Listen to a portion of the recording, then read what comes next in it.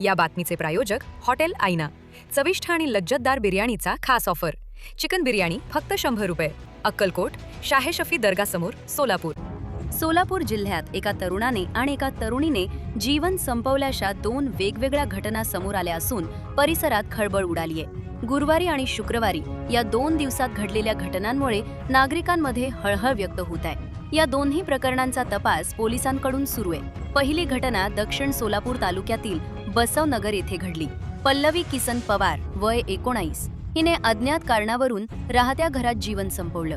सकाळी तिचे वडील रिक्षा घेऊन बाहेर गेले असताना ही घटना घडली। काही वेळानंतर घरातील दरवाजा आतून बंद असल्याचे लक्षात आल्यानंतर नातेवाईकांनी दरवाजा तोडून आत प्रवेश केला। त्यानंतर पल्लवीला तातडीने ग्रामीण रुग्णालयात नेण्यात आलं। मात्र डॉक्टरांनी तपासणी करून ती उपचारापूर्वीच मृत झाल्याचं सांगितलं। दुसरी घटना मंद्रुप येथील सकलेरेश्वर गल्ली परिसरात घडली। अभिजित सिद्धराम अप्पा मेणगुडले, वय 25, या तरुणाने घराच्या गच्चीवरील खोलीत जीवन संपवलं। पहाटेच्या सुमारास कुटुंबियांच्या निदर्शनास ही घटना आली। त्याला तातडीने ग्रामीण रुग्णालयात नेण्यात आलं।